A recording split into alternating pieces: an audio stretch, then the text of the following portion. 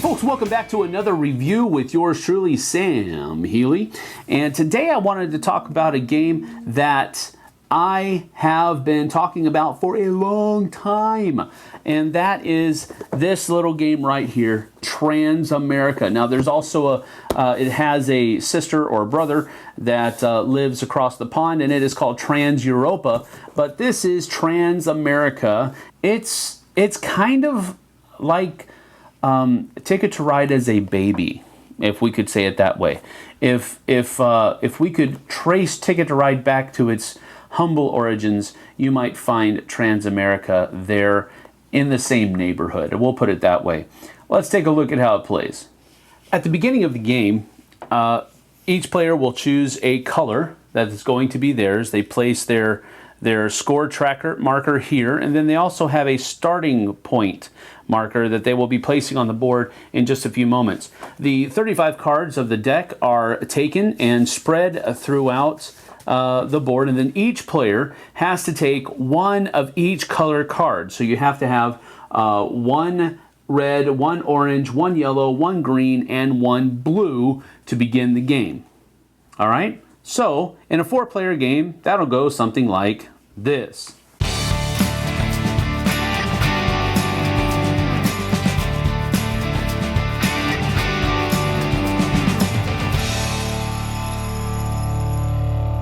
And now that each person has their own set of cards, they will take and look at those cards, one of each color, denoting the red area is down here, yellow area is Midwest, green is the West Coast, blue is the Northeast, and orange is the East Coast.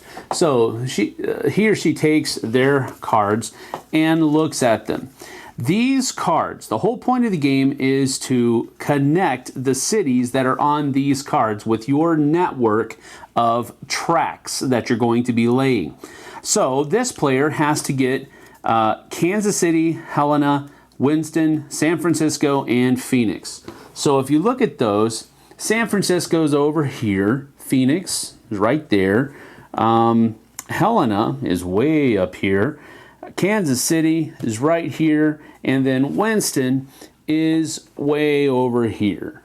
All right? So the whole point for this person is to get those 5 cities connected with the network of tracks that will be laid throughout the course of the game. But right now, what each person has to do is they have to look at their cards and choose their starting area. And that'll go something like this.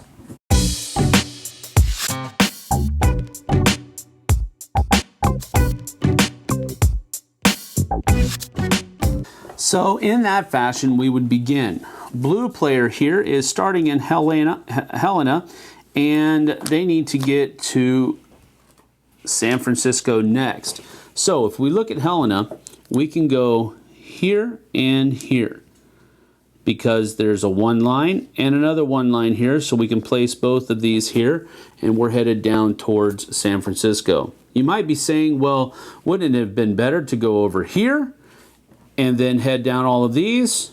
Well, maybe not. Then the yellow player over here, they started in Washington, and now they need to get to, let's see, either Bismarck or New Orleans. Looks like New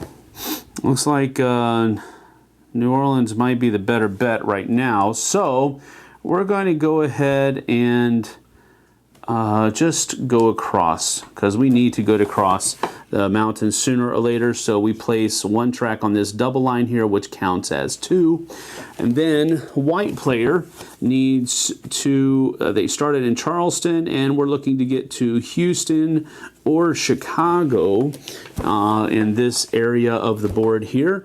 Looks like Houston is probably our better bet. So we're going to go ahead and do that. And then over here, the green player decided to start in LA, and they need to either get to Salt Lake City or Dallas first. Well, it looks like, well, Salt Lake City is definitely longer. I'm sorry, closer. So it looks like we'll probably head for Dallas, and I'll explain why in just a few moments. We're going to go here, which is a 1 line, but we want to place our second one here, but that's a double line. I can't go over 3 because placing that there would be an equivalent of placing 3 tracks. So in this case, I can only place that 1. And now we go to the next turn.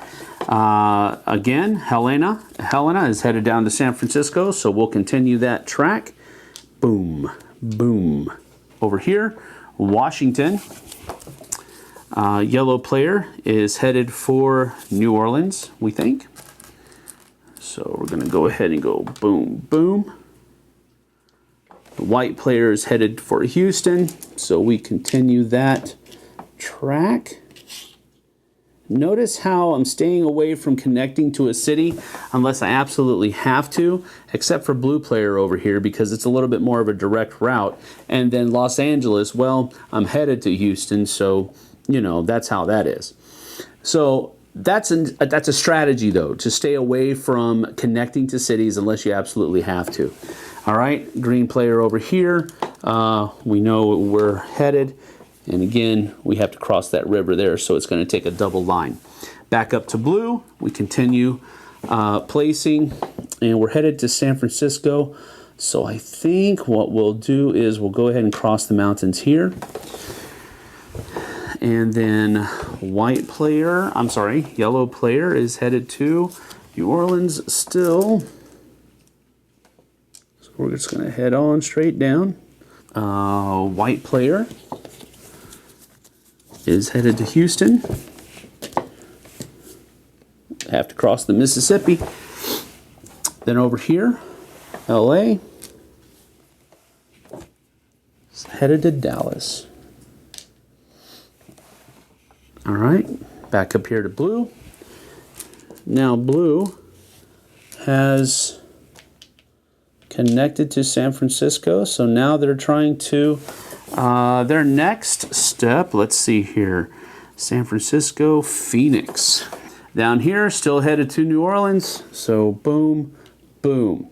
Okay, now, I wanted to get to this point because now that this track is connected with this track, either yellow or white can build off of that track, okay? So if white wanted to, they could build up here now because they're connected. They have to be able to trace a line back to their starting color. All right, that doesn't help right now, but it may in the future. Let's just double check though. White, their blue is Chicago, which is right up here. Well, that could help, but not quite yet. We want to reach Houston first. So we continue down to Houston, like so. Okay, green player here, also still headed to Dallas. And then play would continue like that until one person reaches or connects all 5 of their cities. Okay, so here the round has ended with the green player connecting all of their cities first. So now what we have to do is go through and make sure first of all that they connected everything. So green player started in Los Angeles, then connected to Dallas, then is connected to Salt Lake City, and is also connected to Cincinnati, and is also connected to Richmond. Okay? So they are the ones that finish, so their train will stay in the wheelhouse, or whatever you call that, the rail house, whatever. All right, now we have to calculate how far people move down the track. Everybody's going to move down this track a number of spaces that they were not able to fulfill in their 5 cities. So we go to blue. We started in Helena, went down to San Francisco. We did connect to Phoenix. We also connected to Kansas City, but we missed Winston by 1 double line track. All right, so blue player moves 1, 2 down the track. Then we go to the yellow player here. Yellow started in Washington, went down to New Orleans, or New Orleans, however you want to say it, was able to connect to Santa Fe, but missed Bismarck and Portland. So we count the number of tracks: 1, 2, 3, 4, 5, 6, 7, 8, 9, 10, 11. Wow, that was a really bad round for yellow. So they go 1, 2, 3, 4, 5, 6, 7, 8, 9, 10, 11. Whew. Okay, now we come to white. White started in Charleston, went to Houston, was able to connect to St. Louis, but missed Chicago and Sacramento. So Chicago was 1 space away here, and then Sacramento was 1 space away here. So 1, 2. So white player moves 1, 2. And that's the end of the first round. Now, you continue to play rounds until one person breaks this red barrier here. Boom. Let's just say it's yellow because they're not doing so hot. So let's say that yellow breaks, and let's say that white had a bad round, and also green had a bad round. At the end of the second round, let's just say that this track looks like this, with the barrier being broken by yellow. The one who is the furthest back wins the game.